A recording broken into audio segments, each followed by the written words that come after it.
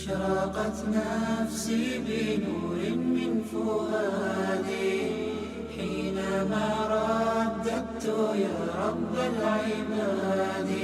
بسم الله الرحمن الرحيم. أعوذ بالله من الشيطان الرجيم. بسم الله الرحمن الرحيم. الحمد لله رب العالمين والصلاة والسلام على أشرف الأنبياء والمرسلين نبينا محمد صلى الله عليه وسلم وعلى آله وصحبه أجمعين. رب اشرح لي صدري ويسر لي أمري واحلل عقدة من لساني. Okay, so as you know, it's been, I think, almost 2 months, maybe 6 weeks. 2310 was last. Oh, that's a really long time back. We've changed the digits of the month now, isn't it? We're in 12. So yes, it has been a long time, and I'm very sorry, it's been so inconsistent, but with unforeseen circumstances, with my son's accident and all of these things all together, it's been a bit chaotic, but alhamdulillah, all's well that ends well, like they say. So alhamdulillah, at least we're back on track, and inshallah, hopefully we should not be taking any more breaks.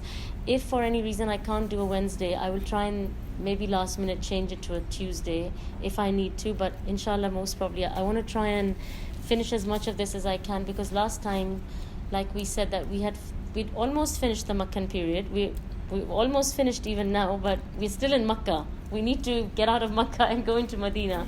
So then I'll be a bit satisfied that, okay, now we're on track, So we're still in Makkah, and inshallah, we'll get there. Just to give you some chronological recap, not detailed recap, because if I keep recapping, we will not move forward. So please, if you can, try and listen to a couple of the last previous durus, just to, understand where we are now. Did anybody get a chance to listen to even a bit of the last dars that we did? No? I didn't listen, but I read. Okay. She listened, I read. Okay, alhamdulillah. As long as you either read your notes or listen, at least you have some idea of where we are, because otherwise it's been such a long time, you've forgotten names and years and everything. So like I said, just a quick chronological recap. Which year did Khadija die in? Her 10th year. When did the Mi'raj take place? 10th year, yes. So after her death, right? Okay. When does the Prophet so that's when Salah also is ordained, right? In the 10th year. Okay. So 10th year, we're almost coming to the end of the Makkah period now, right? Okay.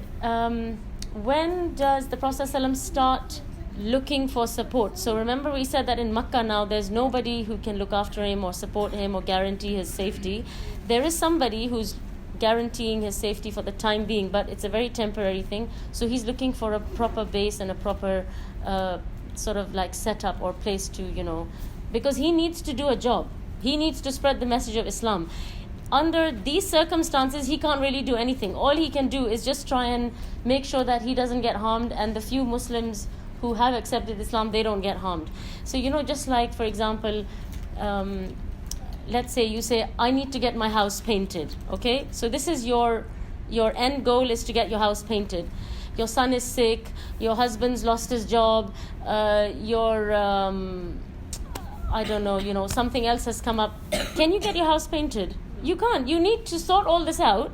You need everything to be settled and peaceful, and then you can focus on, removing the furniture, getting the painters. So he's got a big job to do. He has to spread the message of Islam. He needs safety, peace, organization to be able to do that. He can't do it in this chaotic atmosphere where they're hiding and, they're doing this kind of thing. Okay. So which year does he start looking for support? 11th. In the 10th year, he starts already. As soon as he comes back from the Mi'raj, he starts, approaching. Now, what month does he do it in? Which month? Yes, Dhul Hijjah. So at the end of the 10th month, that's when he starts. He has been preaching for a while, but now he's approaching people, and he's trying to determine which of these people is receptive enough to take him, accept him, support him, protect him, and then that can be his, you can say, like his base, right? So At the end of the 10th year, he goes and he approaches different tents in Mina, right? And he speaks to different people. He gets different responses. Most of the responses are negative because some people are willing to support him, but they're trying to find out, where is their piece of cake? So this religion, it doesn't offer any pieces of cake here, right? So it's a tough ride here, but all your cake, your entire cake is waiting for you in the next life. So you need determination, yaqeen, and you need strength to accept that this is going to be tough, but I'll get something at the end of it later on. Okay, so this is still recording, right? Even though it's turned off? It is recording, even if it's turned off. Okay. All right, so who does he come across who he feels they are somewhat promising more than all the other people he's met? The Khazraj. Yes, the Khazraj. So he meets the Khazraj and he doesn't really know them. He doesn't know anything about them. Abu Bakr, who's usually with him and who guides him as to, who's who, because he's familiar with lineage. He's not with him either, but he figures out who this tribe is. And so how many people does he speak to? Six people. Okay? So he just speaks to them and they listen to him and they say, let us go back and see. Now at this moment in time, we don't know, do these 6 people accept Islam there and then? Do they go back and think about it and then they accept Islam? Allahu alam. But at least they listen to him, they accept his message and they take it back. Whether they accept Islam there or later is not known. Allahu alam. Okay, what happens in year 11? Again, which month? Hajj again. So it's been a whole year. Exactly. 12 people come back. And now all 12 of them are Muslim. They've accepted Islam. So it started with 6. Nothing happens except for a chat. And then the next year, 12 of them come. And what do? The Bay'atul Aqabatul Ula. The first pledge of Aqaba, or the first pledge of allegiance of Aqaba. Okay. So they come and they take this pledge. What is this pledge called?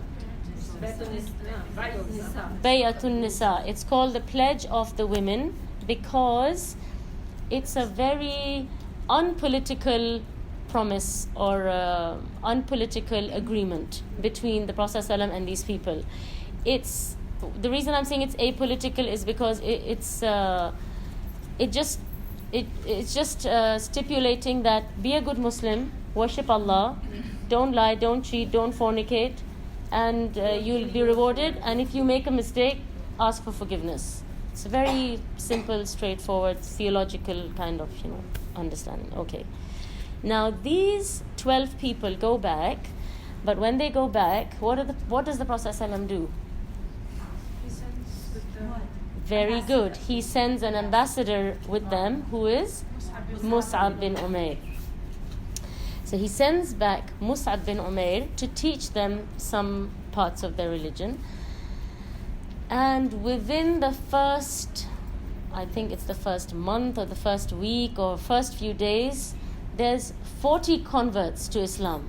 So Mus'ab, mashallah, is doing a good job and people are very receptive and it's all happening much faster, at a much faster pace than it was ever happening in Mecca. So at the end of all of this, the number of Muslims in Medina is about 250 to 300. This is by the 3rd year, and it's almost equal to a little more than the Muslims in Mecca. Can you imagine that in 13 years they were not able to do the work that has happened in 2.5 or 3 years in Medina. So the people are really receptive and they are they are eager to hear the truth and convert. Okay. So the 3rd year they come back as how many? 73. Yes, 70 plus 75, some people say 73 men and 2 women apparently. Allah knows best the exact number. Are these all the Muslims of Medina? No. They're just those who are able to come for pilgrimage, because everyone can't go for Hajj. Even if they want to, they can't. So only the people who come for Hajj are this many. So for each person who comes for Hajj, you can imagine there must be 1 or 2 more in their homes who are not able to come for Hajj. So that's how we're approximating this number. So if there's about 70 of them, if you were to double that, it would be about 150. But you're expecting there would be at least 2 or 3 people to each of this, number. So then you come up with, there's about that many. Okay. Now, when these 70 people come, until now, everything has been done openly up until the first pledge. Because it's a very small number, 6 people, 12 people. No one really cares. And this is the first time, when the 12 people come, is the first time that there's been such a large conversion outside of Makkah. Because even the few conversions that's happening, it's all in Makkah. There's nobody outside who's converting. So that 12 is even a big number. So when these people come, the 75 of them, now the Prophet ﷺ, he asks them to meet him on the last day of Tashriq, which is sort of, you could say, the 12th or the 13th of Dhul Hijjah, and to meet him in the last third of the night. Okay? There were no lights at that time. There were no lamps. So this is all, it's like happening in pitch dark. It's very, very dark. And still, how do they come so as not to attract any attention? Remember I told you? Yes. 2 by 2, so 2 people, 3 people, 1 person, 2, 3. They all gradually come until all 70, all 75 of them have collected. Because if all of them come in a drove, this is going to create a huge political problem, right? And you don't want that. So now they've all collected. And who does the Prophet ﷺ bring with him to this meeting? Al-Abbas. And he is the only non-Muslim in this meeting. Everybody else in this meeting is a Muslim. The Prophet ﷺ and these 75 people. He's the only non-Muslim. And of course, just a few facts about Abbas. He's one of the uncles of the Prophet ﷺ. But the Prophet ﷺ has other uncles who don't sympathize with him, such as Abu Lahab. Yeah, Abu Lahab. It's okay, everybody confuses Abu Jahl and Abu Lahab. But so he has other uncles, but they're not as soft-hearted and sympathetic towards him. Abbas, he loves the Prophet ﷺ. He genuinely loves him, even though he's not a Muslim. He's also very close in age to the Prophet ﷺ. He's one of his youngest uncles, and he's also the Prophet ﷺ's foster brother. So they were, they were nursed by the same mother. So he has a very close relationship, almost like a friendly relationship with the Prophet ﷺ. And because of his age, because he's obviously much younger than his other compatriots, he's not able to offer that level of support to the Prophet ﷺ that Abu Talib was. Because Abu Talib is his uncle. So why can't Abbas offer him that kind of support? Because he doesn't have that level of power or status in the society that Abu Talib had. Anyway, but he comes because he wants to make sure that what is my nephew getting himself into? And he's obviously very ashamed as well that they are incapable of looking after their own member of their clan. I mean, at that time, this is a huge embarrassment. Even today it would be, like, for example, if you were to give your daughter to somebody else and say, can you please look after her because, we don't accept her. This would be something that brings shame to your name and your family. And so at that time it was, you can multiply it 10 times more. These things were very, very heavy and important, clan and name and tribes and So this is very embarrassing for him. That's why, if you remember, when I read out his speech to you, because I told you what he said in this meeting, because he starts speaking in the meeting, he's the first one to speak. He says to them that, Muhammad is fine amongst us, we love him, we respect him, and, we can do everything for him, but he wants to come to your side, so please only take him if you're able to look after him. And of course that's not entirely true, because they're not really looking after him, they are after his blood. Right? But this is something too shameful for him to admit even. Anyway, so he starts speaking and he gives them this sort of outline, that basically, he's very beloved to us. Can you look after him? Because if you can't, then please don't take him, just leave him with us. And what do they say? How do they respond? That you should be protective to the Muhammad, just like you are protective to your children and the women. No. When Abbas finishes his speech, what do the people from Medina, the people from Yathrib, because we can't call them Ansar yet, but Right. They said that if something happened, like bad or something, so Prophet will. It's not the case that he will leave us like in this situation. No, nothing has happened yet. Take care as your family or wife. No. That's what the Prophet ﷺ fight Yeah. So far, the Prophet ﷺ has not even spoken. Only Abbas has spoken. They say we're ready. Basically, the people, the people from Yathrib, the Yathribites, they say, they just immediately address the Prophet ﷺ and they say to him that, ask us what you want. They disregard everything that was even said. They're not worried about this. This is not what they're even thinking about. They want to know, what does the Prophet ﷺ want from us? Now, when you see how they behave and how they respond, you can see that they are very certain that this man is the messenger of Allah. There's no doubt in their mind about that. And a lot of things that they do right, that the people of Quraysh are not able to do, is coming from this belief. So if your belief is not there, you will find it very difficult to accept and do anything that follows from that. So the first thing that has to be strong and firm and correct is your yaqeen, your belief that Allah exists, that I will stand in front of Allah, I will meet Allah, there is heaven, there is hell, this man is the messenger of Allah sallallahu alaihi wasallam. It's only then that you will worry about whether what you're doing is right or wrong. It's only then that you will be concerned that, am I doing what the Prophet sallallahu alaihi wasallam taught us or not? If these things are not firmly implanted in your heart, then you'll cheat, you'll lie, you'll steal. Some days you'll be good, some days you won't be that good, because maybe that belief in your head is shaky, that one day you will stand in front of Allah. Maybe this is not a firm belief in your heart. I mean, I know on the surface we all say, yeah, we believe that, we believe in Allah, we believe we will stand in front of Allah. But your actions show whether you really believe that. For example, the Prophet ﷺ, he said, "Man yu'minu billahi wal yawmil akhir yaqul al khair aw yasmut." That whoever believes in Allah and the last day speaks good or keeps silent. I mean, how many of us, we will say all sorts of nonsensical things. So he's you can see he's attaching that to believing in Allah and the last day. Because if that belief is firm in your heart, you will be very careful with what you say, with what you do, because you firmly believe that one day I have to stand in front of Allah and answer for this. So you're going to be careful from now.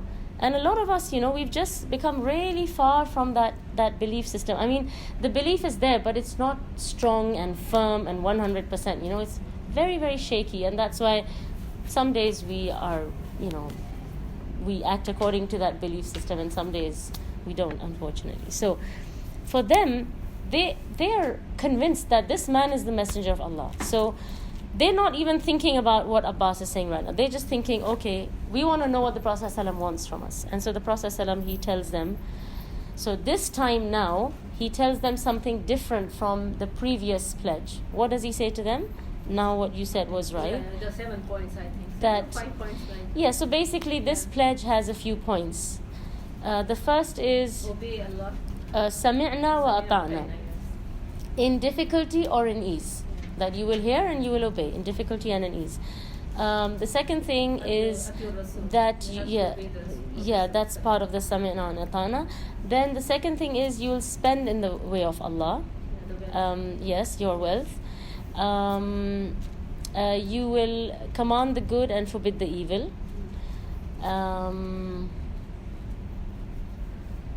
Okay, I should have written down the points, but I haven't.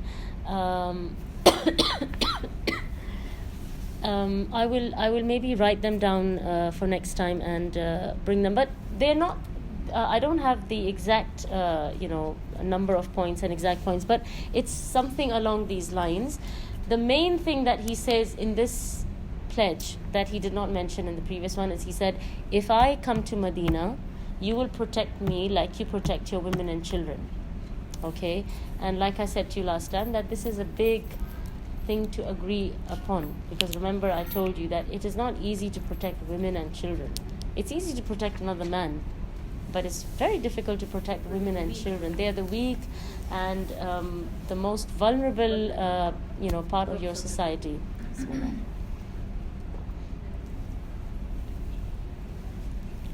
Okay, so when he mentions to them all of this,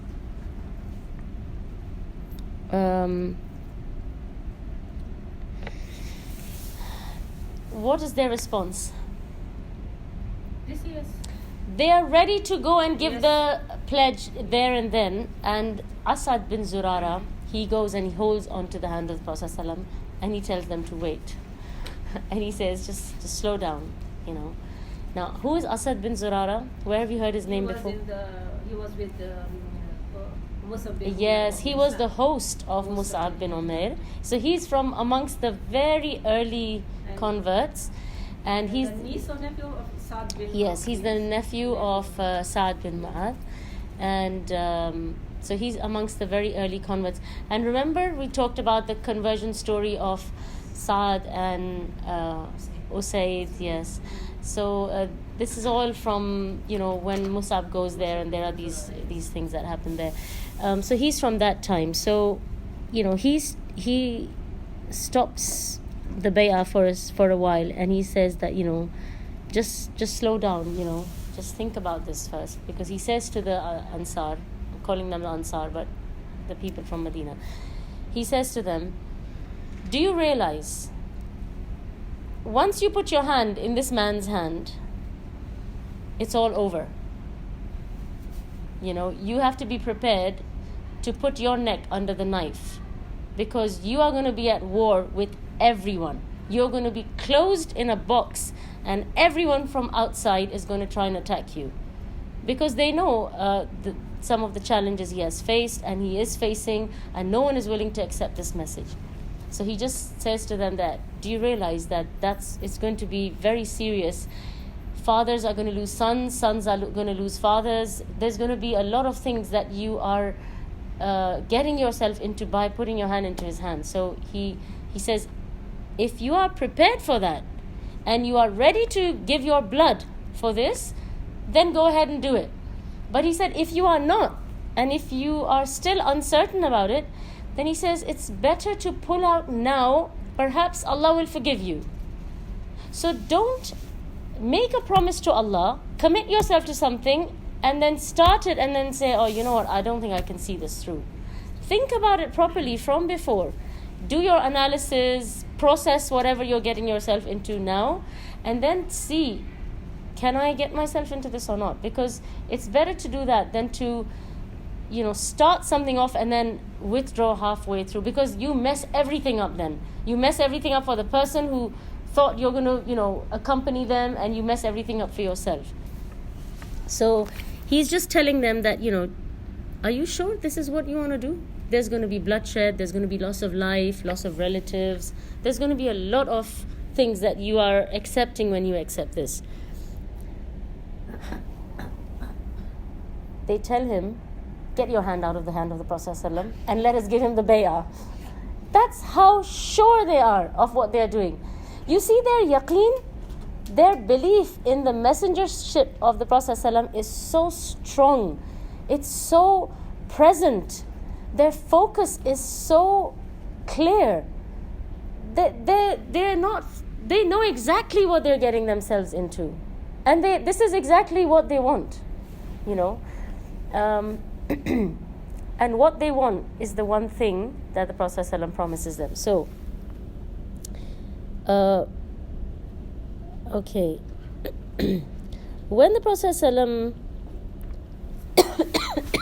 tells them that, because they asked him, they said that, okay, they said, if we accept you and we give you this protection and we defend you and we do fulfill all the conditions that you have asked us to fulfill, what are we going to get in return? Again, you see how approachable the Prophet ﷺ is, that they can just ask him something like that so easily and so casually, without fear, without the fear of having your head chopped off because you opened your mouth and you asked a leader something, right? They have this very open and approachable relationship. So they asked him, they said that, we are going to offer you protection even if we lose our lives and our wealth. What are you going to give us? And the Prophet ﷺ just says one word. He says, Al-Jannah. What do you think their response is? They say, Rabih al-Bay. Rabih al-Bay means, what a amazing transaction. What a prosperous transaction. One would think that they're going to think, tell us what you're going to give us here. Like I said to you, most people want that piece of cake here. Jannah is it's a thing that's far away. It's not like within our reach. But for them, there's nothing that compares to that. That's why they say Rabih al-Bayt, that what a profitable transaction, that we've hit the jackpot. We've got the best thing we could get in return. I know when we hear these things, we think, yeah, and they're right. But you put yourself in that position and you think to yourself that, okay, let's come to today, right? If somebody comes to you and says that, I need your commitment for the next 10 years. I need you to, do Islamic work with very little rest, with jeopardy to your health, to your wealth, to your family. And you ask me that, okay, if I do that, what am I going to get? And I say, you're going to get Jannah.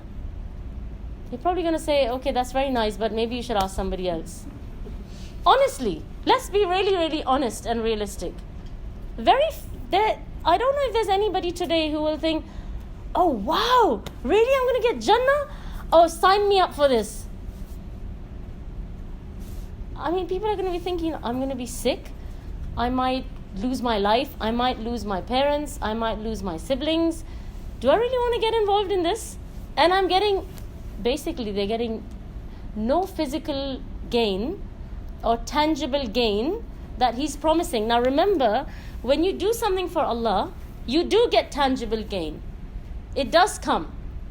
But you should not be doing it for that tangible gain.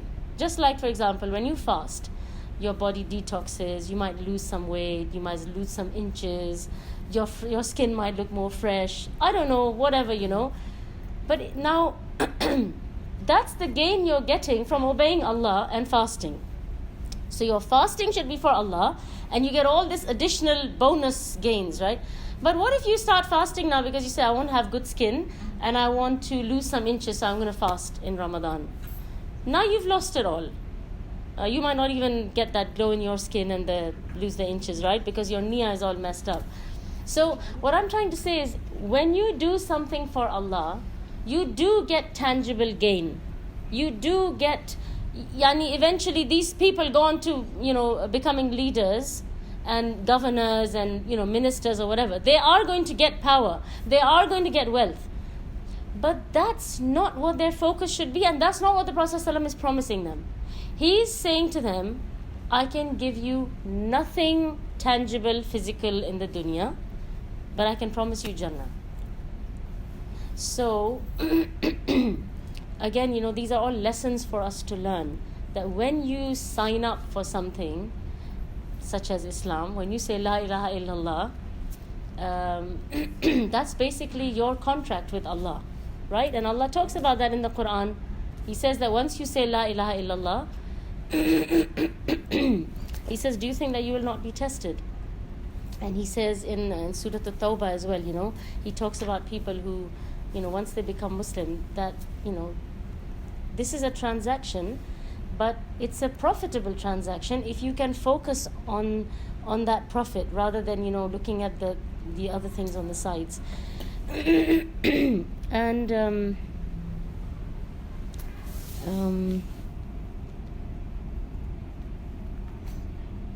like the first ayah of Surah Al-Ankabut.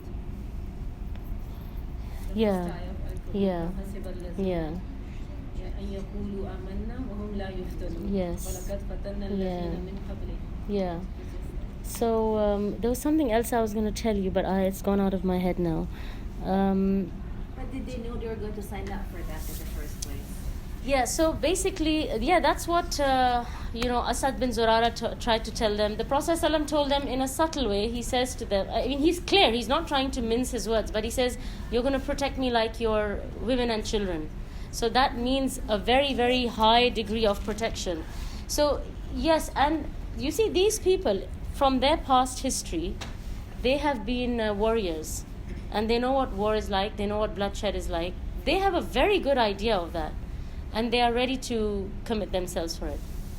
So when they take the bay'ah, they put their hand in the hand of Prophet ﷺ. They promise to hear him, obey him in ease and difficulty, command the good, forbid the evil, spend in the path of Allah, protect him, give him the protection that he needs.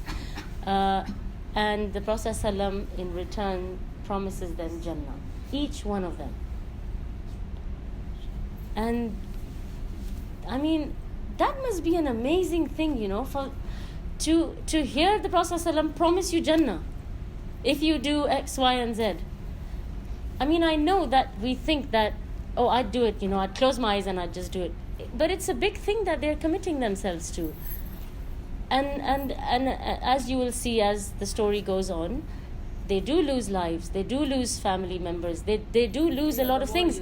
And but on a lot of the occasions, their spirits are just always very high, because they know we need to get out of this realm to get onto the other side, to get all the rewards that are waiting for us. I mean, some of them are so focused, like that Bedouin. I mean, his name is not even known in the Seerah.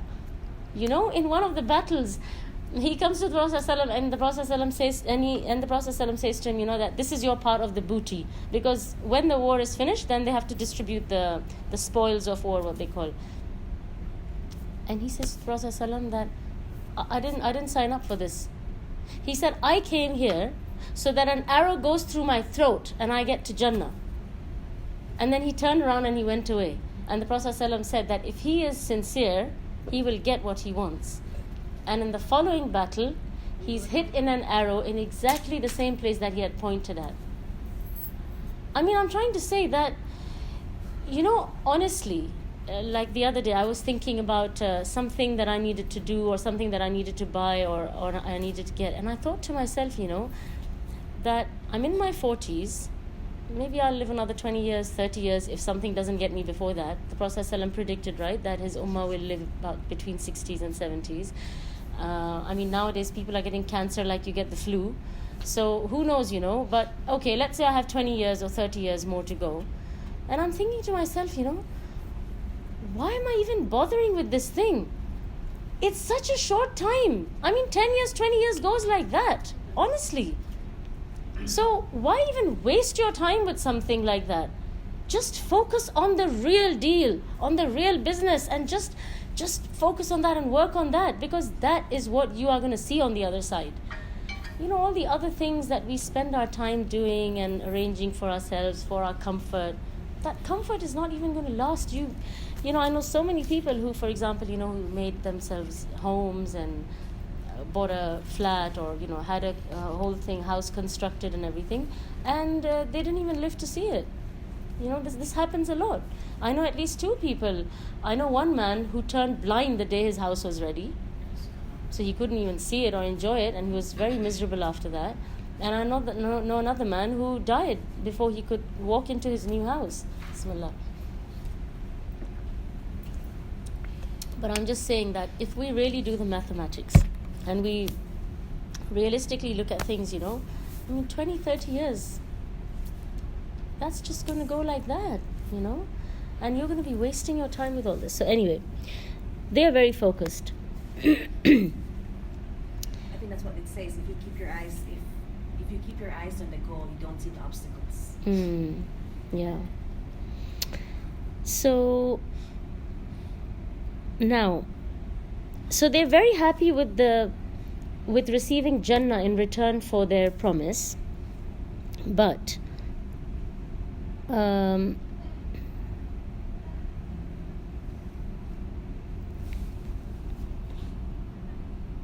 you compare this response with the previous tribes that he approached, like the tribe of Kinda, They said, oh yeah, we'd really like to make you our son and this and that. But then they said to him, when you become victorious, will we get power? Will we get, kingship? And the Prophet ﷺ said, I cannot promise you anything like that. And these are not the people who Allah wants to use in the path of Islam, who are running after, some worldly gain. The gain you get from doing Islamic work or from spreading the La ilaha illallah is far greater than any kingship, than any throne, than any treasure trove of gold. It's far greater. That reward you can't really get here. You'll get some comforts and some ease, maybe, some jewels, some gems, some holidays. But the real thing is so big. It's proportional to, the thing that you have done, which is to establish La ilaha illallah. That's one of the biggest things you can do. That the gift that you deserve for that is very, very big, and you will only, be able to really enjoy it in the next life, not here. Sorry, I'm taking so much time to read it because my eyesight is getting worse and worse, and I can't really even see what is written here, but I'm trying.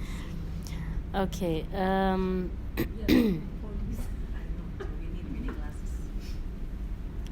I had reading glasses, but apparently one of my princesses have done something to it.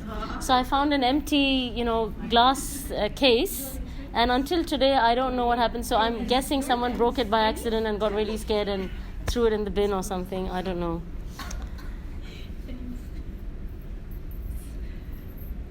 Okay.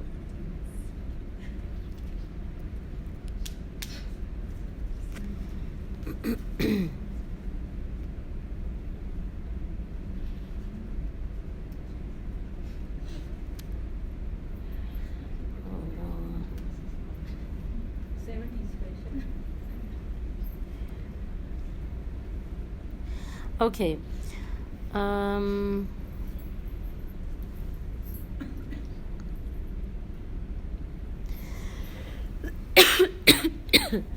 Just one thing that I wanted to tell you that I didn't tell you last time.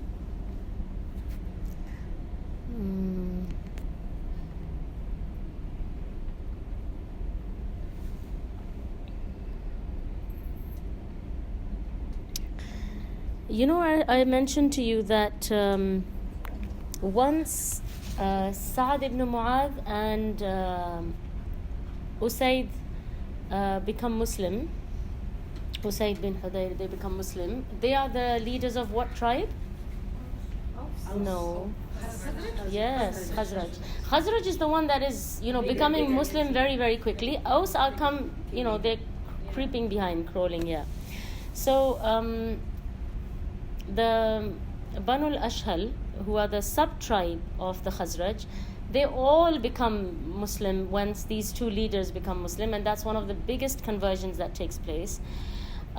There's one man from this tribe who does not become Muslim, and his name is Usayrim. And Abu Huraira, he used to quiz the people, and he used to ask them that, tell me the name of a man who is going to go to Jannah, but he never prayed a single rak'ah of prayer. Anyway, so what happens is that Usayrim does not become Muslim, and he holds back for a very, very long time. And then finally, on the day of Uhud, he says, I'm going to come and fight as well. And their numbers are much fewer than the opponent, right? So really they need anyone who's willing to come and fight on their side. And they said to him, no, we don't need you to come and fight. And he said, but I want to fight. And they said, are you fighting because of tribal reasons? Because you feel that, you feel obliged that because you need to defend your tribe, you want to fight. Because you see, sidq and not honesty really, but sincerity, is very, very important in success. So it's not really the numbers that give you success, but it's the sincerity. So sometimes, you set out to do something, and from all dunya aspects, this thing looks like it's going to be a huge success, but you don't have sincerity. You're not sincere. You don't have good intentions, or you don't want good for others like you want it for yourself, or there's something wrong. So whatever that thing is, no matter how much material assistance you have, that thing will never be successful, right? So that's why they don't want anybody in this, group of fighters who is not doing it for the right reasons, because everybody's success is going to get affected by that. So they said to him, are you doing this for tribal reasons? He said, no. He said, I have accepted Islam and I believe in Allah and His Messenger, sallallahu alaihi wasallam. So they said they were really happy, that they have an additional Muslim and they have an additional fighter. So he accepts Islam sort of later in the day, after Fajr, and he goes to Uhud and he's killed before Dhuhr. So he doesn't do a single salah. And the Prophet ﷺ said about him,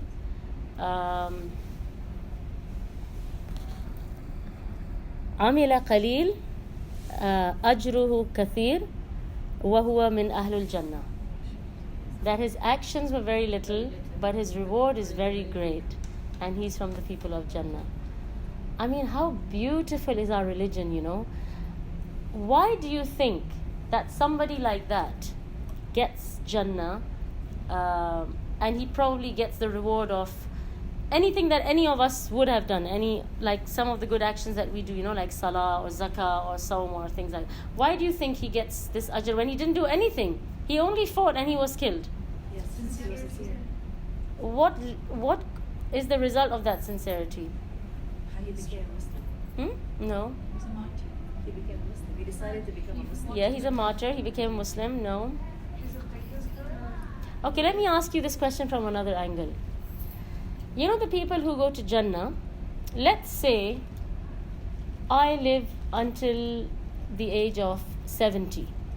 And until the age of 70, I prayed, I fasted, I did everything that Allah wanted me to do.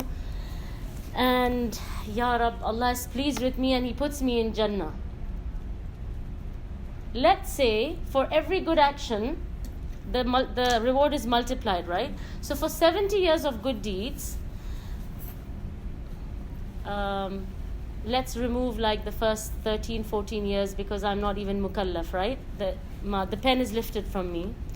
So This man who became a Muslim at that point and all those other previous sins were destroyed? no. So I want to give a number. So let's say for 60 years I have obeyed Allah. Okay? I wish that was true, but so if you were to multiply that by 10, how much is that? 60 times 10? 600. So I deserve to be in Jannah for 600 years. But if I get to Jannah, how long will I be there? I'll be there forever. Is that fair? Let's say there is person X who is disobedient, who is a disbeliever for 80 years of his life. And he goes to the hellfire. And Allah subhanahu wa ta'ala said that for every sayyah, you get one sayyah, right? Yeah. So for 80 years, he deserves to be in hell for 80 years. How long will he be in hell? Forever. Forever. Where is the justice? How is this fair? Because it was promised forever. Sorry? From the beginning, it was promised forever, right? No. Because Yes, he once was you promised say the that. shahada, Your Mhm. sins are washed. it's like why did I had an idea? You said something and it disappeared. And you want to say something, but punishment will be different, even if you are in hell. Because once you say the shahada, until at one point you will go to Jannah. Like that. Yeah, but this man, he never said the shahada. So he's going to be rotting in hell forever. That's his problem. No, because he made the promise with all How is it? How is that fair? How is that just? Because Allah is the most just. Because he made the promise. I'm tempted to leave it and let you figure it out. Because the entire time that he lived, he disbelieved, and so it only makes sense that the entire time he get punished. What's that? The entire time he was on earth, Yeah. he was disbelieving. Yeah. So it only makes sense that in the entire time in the hereafter. No, because the entire time on earth is a limited time, isn't it? It's like 60 years, 80 years, whatever, Even if we were to say that every day he was committing so many sayyi'at, so you multiplied and multiplied, it still never becomes eternity, right? You'll still have a number. You'll have like 6,000 years, 60,000 years, 600,000 years. There are two, like both you go to hell or heaven forever, or you're a Muslim and then you go eventually. But you chose to believe, like you chose to be on the right path. So from then, it's still there for eternity. Is it something related to being a martyr after saying Shahada? No. Can you give us a hint? For the next lesson. When the ones who are die in the path of Allah. No, but Yeah, not but dead. her examples she's asking about that in he general. did nothing for the whole life, and even he didn't say Because shahada, he was but a he Muslim, that's it. has the. He didn't say shahada. Yeah, he was a Muslim. He said shahada, he was a Muslim, and he was I mean, martyred. technically, I'm just, I've given you this other question just to try and see if you can answer the question about Usayrim. Maybe he was If he secretly still a had the Muslim. same sincerity and he That is the clue. Usayrim is the clue to the answer for all of us. Like, wherever we end up, how is that going to be justified? no, it's at the moment of death. Okay. Not really. even if the time is so small, Yeah. but your actions are sincere, then your future actions will be sincere. Yeah. So even if he didn't die, he would have continued being a good Muslim anyway. Because it's how your mind. That is the answer. So basically, none of them have understood anything because these girls have been racking their minds that this is a challenge, we can't not be able to answer this. If you, basically Usayrim, if he had lived, if he had not been killed in Uhud, what would he have gone on to do? He would have gone on to do salah, zakah, obey Allah, fight and... Do everything very hard. Sorry? Assuming that, extrapolating that at this point in time he converted, so later on he will. Yes, because the thing is that your actions are judged by your last action or the final, the khawatim. That's why even in Ramadan they say, that even if you were not able to do a lot in the beginning, try and do as much as you can because your actions are judged by the last thing you do. That's why we ask Allah for husnul khatimah, right? We ask Allah that make my last action my best action, because that's really what determines how you would have actually, spent the rest of your life. They say when a person had, for example, a caveman or something, and they've never heard about Islam or never been invited to the religion, Allah will judge them according to On what that they day, find. Allahu Alam, there's a difference, ikhtilaf on this. But what I'm trying to say is that a believer, if he dies as a believer, the reason he gets eternal paradise is because if he had lived for 200,000 years, for 600,000 years, he would have continued to obey Allah. He had all that time, right, to obey Allah. Yes, his intention was to obey Allah. And the disbeliever, his intention was to disobey Allah and continue to disobey Allah. So he gets the reward for that, which is continuous hellfire. So that's how this is a just punishment, because even though your action is limited, but It was the last one. that your intention to obey Allah, like for example, I don't know how long I'm going to live, but at the moment my intention is to obey Allah for eternity. Even if I had eternal life, I just want to obey Allah, and Allah knows that for all of us, and so that's why our reward will be according to that. So that's how it's the just reward. But for Usayrim, yes, his he would have probably been one of the stars of Islam. He did a very, very big thing. To say La ilaha illallah and go and have yourself killed, to give your life. This is a very big statement. It's bigger than just saying that, oh, I love Allah, or I will do this or I will do that. Okay. Now what happens is that this was all a secret meeting. Somehow the Quraysh get wind of it.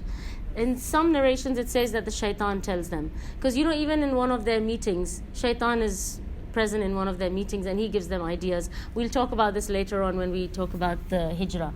But shaitan, he can take the form of a man and he can come and he can do these kind of things. So they get wind of some secret meeting that has taken place between the Prophet ﷺ and the Khazraj.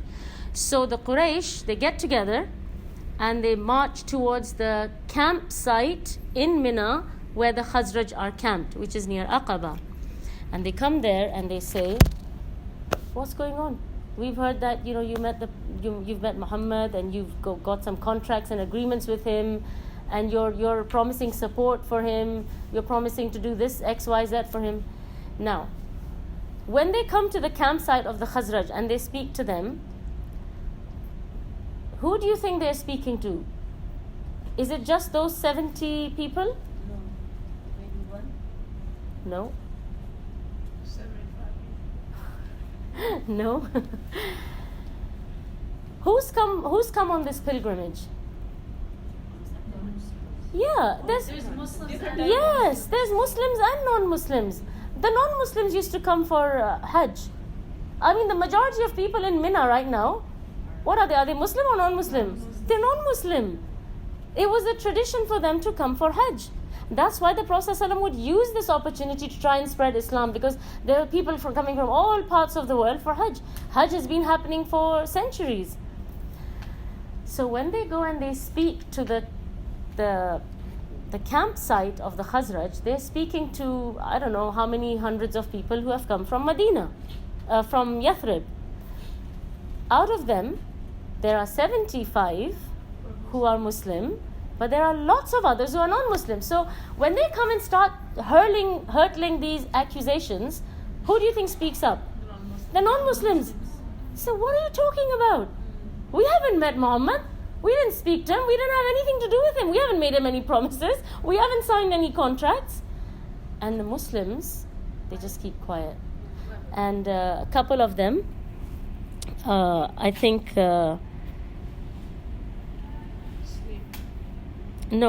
two of them, they just exchange glances with each other, but they just keep quiet because they know what's going on.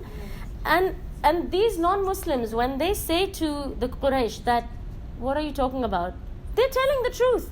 They have no idea what they're talking about, because this meeting took place in secrecy. So they really don't know, that a group of them have actually, met the Prophet ﷺ, or anything of this has happened. So they just they're really confused, on this.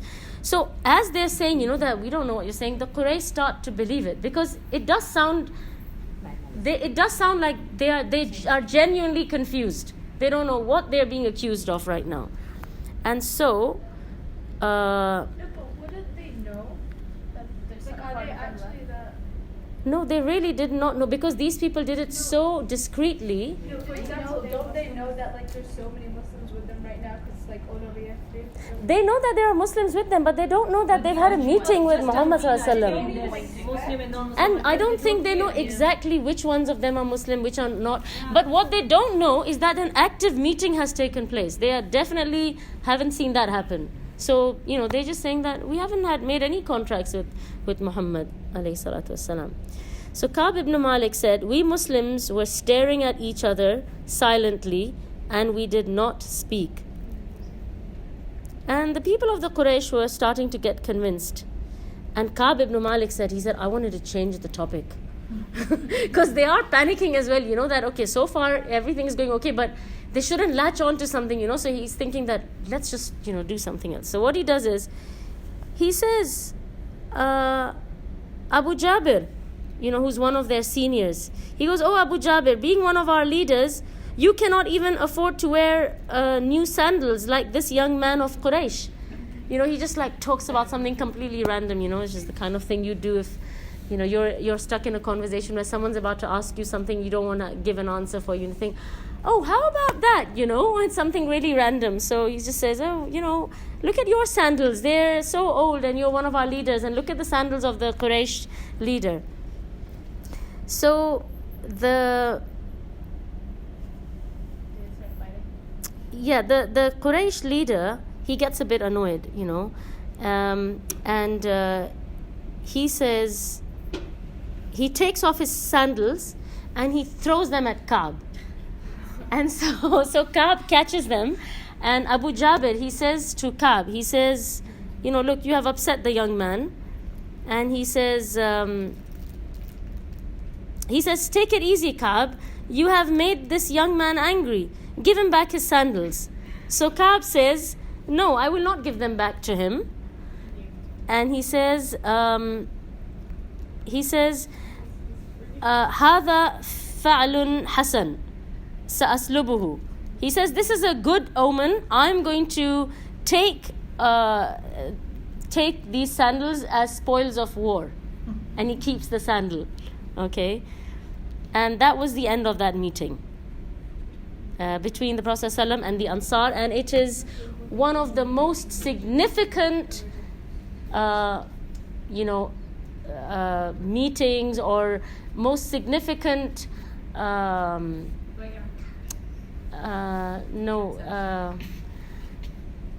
it's the most significant thing that happens in the Seerah, because this is you could say the seeds of a new base have been sown, so that's why this is such a significant event that happens in the Seerah.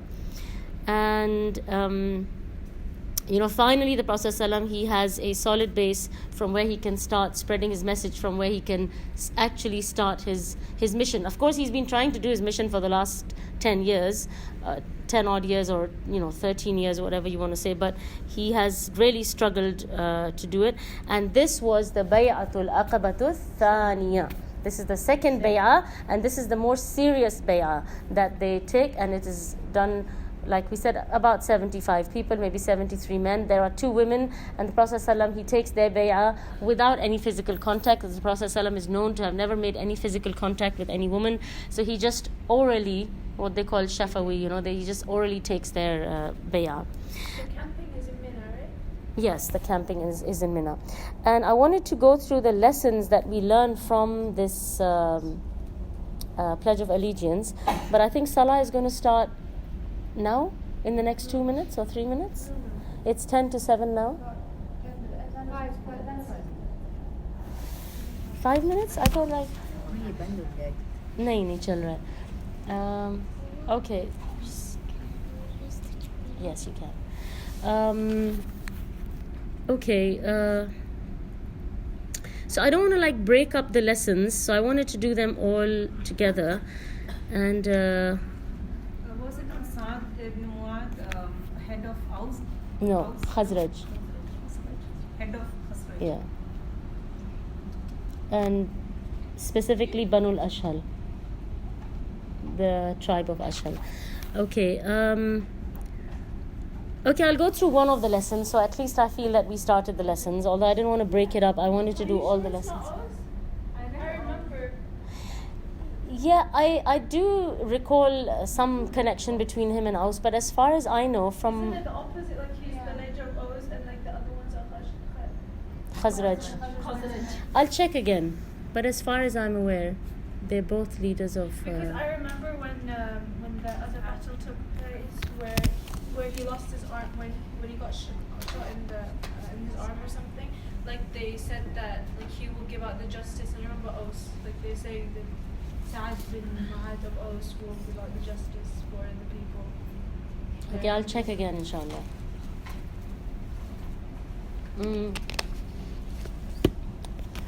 Okay.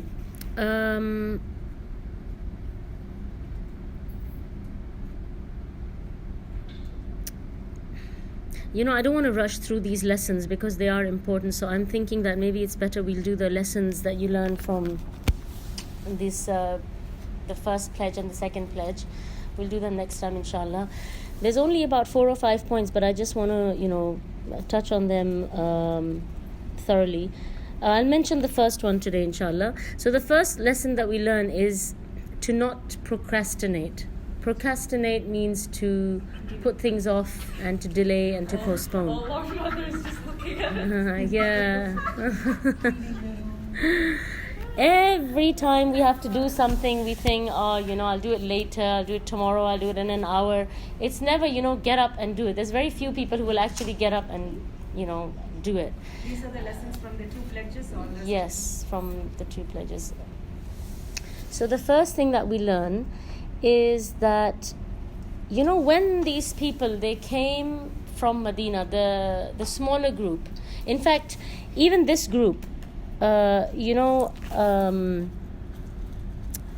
ibn Malik, he says, when we left Medina, قَدْ صَلَّيْنَا وَفَقِحْنَا, we had already learned our prayers and understood our religion. Now, they were in the very, very baby stages of Islam still. They've just got one teacher who's, starting to teach them, and they're already saying that, we learned what we had to learn, the basic things. It's from Allah? What that they were able to learn. Their strength, or they're This is from the strength of their iman. So the stronger your iman, the better the quality of your ibadah, the better the quality of your focus, your yaqeen. Everything is connected to that, and that's why even the physical strength they had. Their food is nothing compared to our food. We have more quinoa and nuts than they had, right? But their strength is something incomparable. Like the swords that they fight with and things. Even the physical strength they're getting, it's all from their iman. This is the thing where, because we've become so accustomed to, science and reasoning and rationality and, scientifically it doesn't make sense. So we find it really difficult to understand, that how can something inside you make you so strong? But nowadays, you see a lot of alternative therapies that people are coming up with, like they'll say that, if you do this massage and you relax like this, you feel fresher, and people have actually experienced that, if from inside you feel stronger, it makes your outside stronger. So it's not really connected to how much you're sleeping or eating, because they were hardly sleeping. They're doing Qiyamul Layl was fard on them in the beginning. So they're not getting enough sleep, they're not getting enough food, and they're 10 times as strong as us. It doesn't make any sense. Yes, it is mind over matter. So a lot of their strength, even their keenness, their eagerness, their zeal, it's all coming from their iman and their belief. They are so sure that we want to get to Jannah, we've been promised Jannah. They are just completely focused towards that, and that's even why that they are promised Jannah, because Allah subhanahu wa ta'ala knows that these are the people for this world. So So these are the chosen people. I am confused. Well, Allah chose them for this message for the reason we mentioned before, right? That they've been in wars, they're strong, they're used to roughness. There's a lot of things. It's a lot of character you can say building like the before. scene is set. That's not salah happening, right? The scene is set, right? But yes, Allah chose these people. To do something. After Perhaps. seeing something inside there. Yes. Like Yes. this. It does. It has to do with their personality and their Allah has intrinsically. them in their iman and everything. Yes, everything is with Allah's help, but you can't say that Allah gave them assistance, that's why they were like that, but we can't be like that because we don't. If we had that zeal inside, Allah will help us, inshallah. And we need to bring that zeal inside us so that we can reach those levels. Very happy. وسبحانك اللهم وبحمدك أشهد أن لا إله إلا أنت أستغفرك وأتوب إليك. وآخر دعواهم أن الحمد لله رب العالمين.